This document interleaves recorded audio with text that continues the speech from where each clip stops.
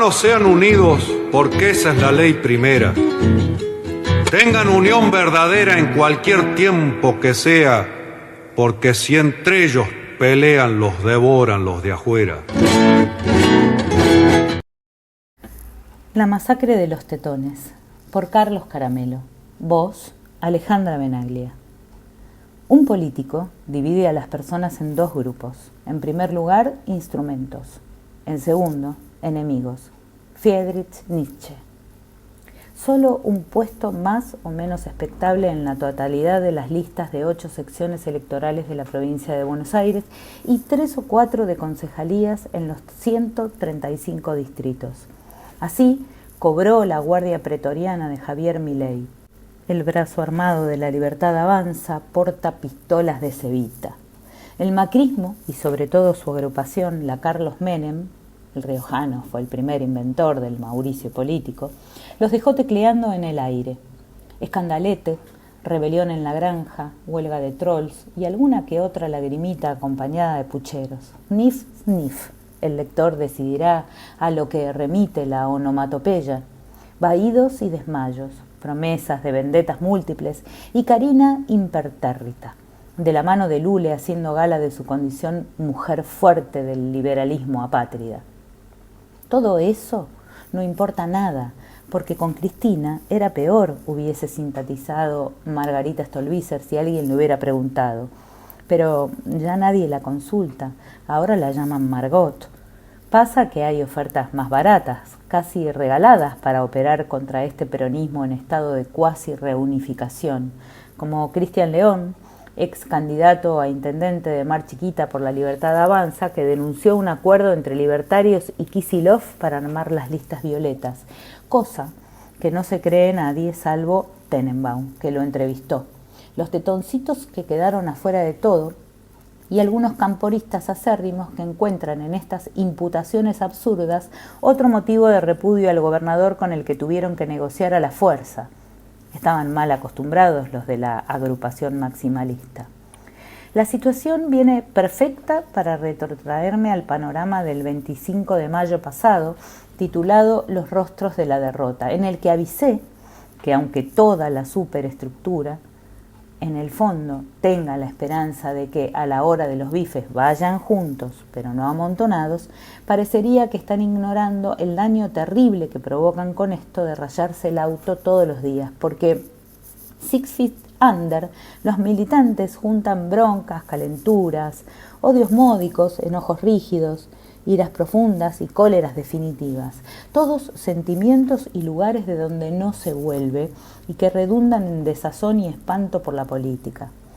De aquellos polvos, estos lodos, que hoy ensucian la posibilidad de ganarle la elección en Buenos Aires a un Milei vapuleado y darle el golpe de furca definitivo.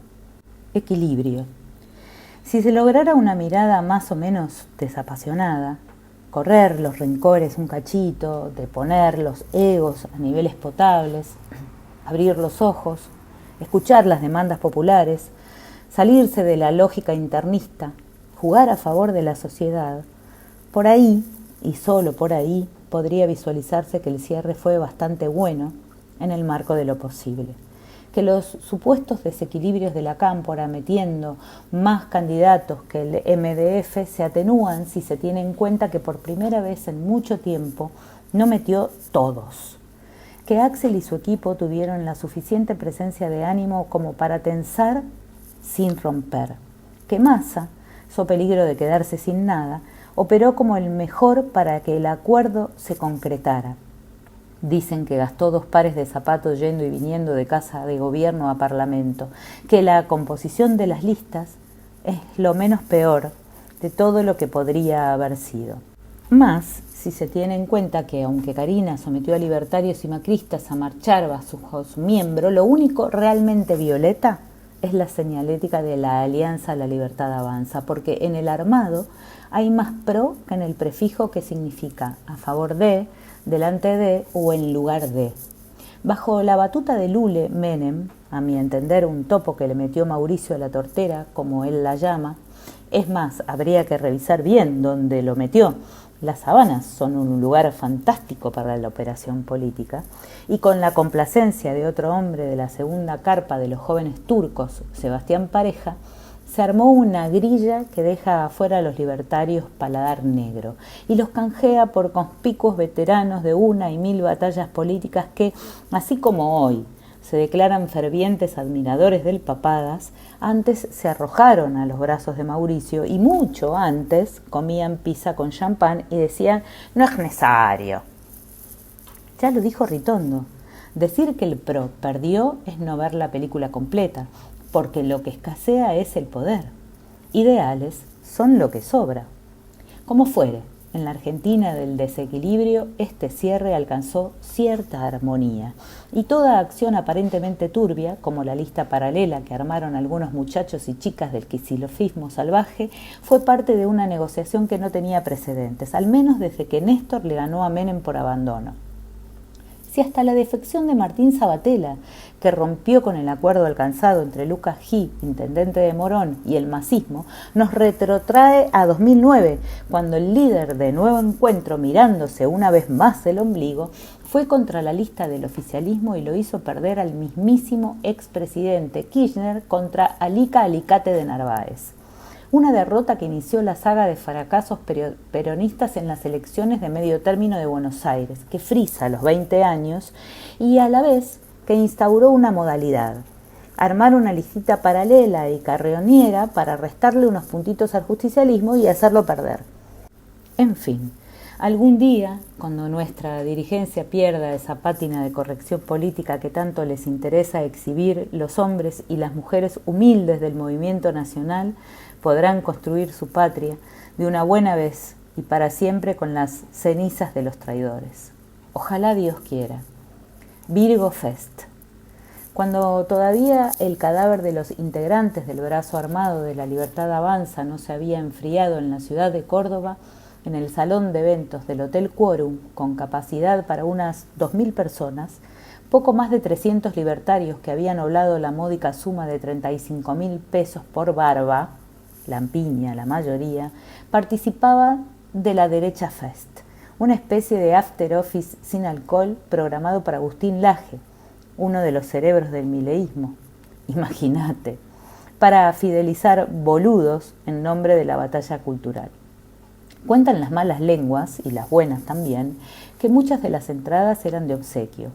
El dato que podría confirmar esa sospecha fue la presencia de los diputados Gerardo Milman, alias El Vidente, y Juliana Santillán, alias La Analfa, que, como todos sabemos, nunca ponen un peso, siempre piden.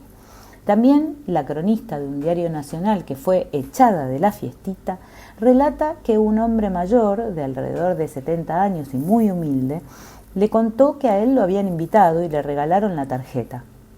Mi señora gana 60.000 pesos por mes y esto costaba 40.000. Mire si voy a pagar para venir. Se habría sincerado el hombre que admitió que antes era radical, pero ahora se ha hecho libertario. Soy cualquier cosa antes de ser peronista, dijo completando su sincericidio. La tenida no dio para mucho. Asistencia raleada, oradores del palo, Laje y Nicolás Márquez, abogado y biógrafo del presidente, quien además de ser amigo personal de Alfredo Astiz, tiene denuncias por violencia de género y abuso sexual de su hija de 3 años y medio. Y un cierre de Milei que volvió sobre ideas recurrentes como la de ser el mejor gobierno de la historia y prometer que no va a parar hasta ser el país más libre del mundo. Solo una novedad para el encuentro: la exposición pública de su vicepresidenta. Victoria Villarruel, a quien llamó bruta traidora, mientras incitaba a los pocos presentes a repudiarla. La vice ha pasado de ser bicha cruel a ser cucarruel, en ese mileísmo entre alienígena y Virgo. En términos políticos, no se termina de entender esta pelea intrafórmula, sobre todo teniendo en cuenta que Villarruel es dueña y señora de la llave del Senado y que, si establece una alianza con la oposición en la Cámara Alta, le puede arruinar la vida al casalito presidencial. Verdad es que el Papadas ya ha verbalizado hacia el interior del gobierno su idea de que Patricia Bullrich sea senadora por Cava y cuando ocupe su banca, armar una suerte de golpe palaciego que defenestre a Vicky y entronice a Pato. Pero falta hasta diciembre. Y además, en democracia, los deseos totalitarios no se cumplen mágicamente. Un último detalle de la Fascista Fest, el evento más antizurdo del mundo, según sus organizadores. Entre los presentes se encontraba el gordo Dan, reconocido jefe de la Guardia Pretoriana del León. Como para despejar nubarrones de su relación con el presidente, llegó a la juntada y se fundió en un abrazo con el mandatario. Pero las lenguas viperinas, que nunca faltan, juran que Parisini, Dan, repartió tickets truchos entre los suyos para vaciarle el evento. Tetones del mundo, uníos. Como contracara, miles de cordobeses se dieron cita en la Pueblada Fest, en Plaza Colón, para repudiar la presencia del Papadas en la provincia mediterránea. Al grito de culiadazo, Miguel, culiadazo, sobre la melodía de Es una pena de Bonnie Tyler, miles de personas manifestaban su rechazo a la figura de un hombre que, en el balotaje de 2023, más de un 74% de cordobeses lo votaron favorablemente. Del verbo lamer. La historia ocurre dos veces. La primera vez como una gran tragedia y la segunda como una miserable farsa, dice Karl Marx en el capítulo 1 de su libro El 18 Brumario de Luis Bonaparte. Sería maravilloso saber qué pensaría el filósofo y economista prusiano frente a la evidencia de que casi 80 años después del eslogan Braden o Perón, se produce en nuestro país el anuncio del desembarco de un gusano cubano norteamericanizado de apelativo Lamelas, que trae un discurso similar al del enemigo acérrimo del general. Escribí en mi cuenta de X, Lamelas es cubano, su apellido traducido al inglés es Braden, y una amiga de esa red del infierno, Silvia MP, me respondió con gracia y sutileza. Peronismo o Lamelas, aunque creo yo quedaría mejor Lamelas o peronismo. Solo la idea de miserable farsa a la que refiere Marx puede explicar que el nuevo virrey de un imperio en decadencia que llega para trabajar codo a codo con el gobierno más cipayo del que tenga memoria se apellide Lamelas. El tipo, en el marco de su exposición ante el Congreso de los Estados Unidos buscando su postulación como representante diplomático en nuestro país, deslizó una serie de ideas y propuestas que retrotraen a las instancias de mayor injerencismo de los imperios sobre los pueblos conquistados. Prometió vigilar a las provincias para que no hagan acuerdos con los chinos, el criterio de globalización que sostenían en Georgetown a fines de los 90, cuando hice mi posgrado, era el de vincular el poder transnacional directamente con los gobiernos locales. Adelantó su lobby sobre los jueces para asegurarme de que Cristina reciba la justicia que bien merece, además de avisar que Trump le pidió trabajar con su amigo Javier para construir una grandeza sin precedentes. O sea, jugar todo el poderío de la embassy para que la libertad avance, gane las elecciones. Repudios, rechazos, asombros, insultos y algunas otras cosas provocó el bueno de Peter Lamelas con sus dichos. Me quedo con las palabras de Alicia Castro, quien en su cuenta de X recordó que la Convención de Viena, que regula las relaciones diplomáticas, impide a los embajadores intervenir en la política interna del país donde están acreditados, garantizando así la soberanía y la independencia de cada Estado. Corresponde a Cancillería rechazar la acreditación de Lamelas. También debe rechazarlo y declararlo persona no grata en el Congreso de la Nación. El pueblo argentino rechaza de plano la tutela que pretende ejercer. Sugiero al embajador Lamelas que se ocupe de la corrupción de su propio país, que está en una decadencia terminal, que provee armas para el genocidio e infanticidio en Palestina.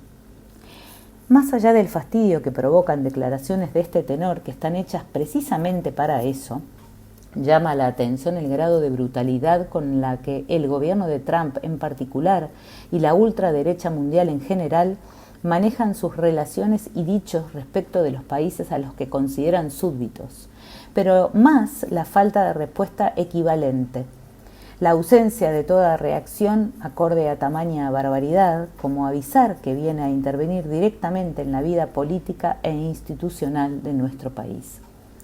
Reconozco, hubo repudios y gestos de desagrado, y hasta el aviso de que se vería considerado persona no grata en alguna provincia, sumado al pedido de miembros y diputados del PJ de no otorgarle el placet. Pero ni una marchita, ni una sentada frente a la embajada, ni una pancarta con la frase Yankees go home, especially Ambassador Lamelas, ni un poco de ruido que perturbe el sueño de los diplomáticos norteamericanos aquí y en el resto del mundo. Nada.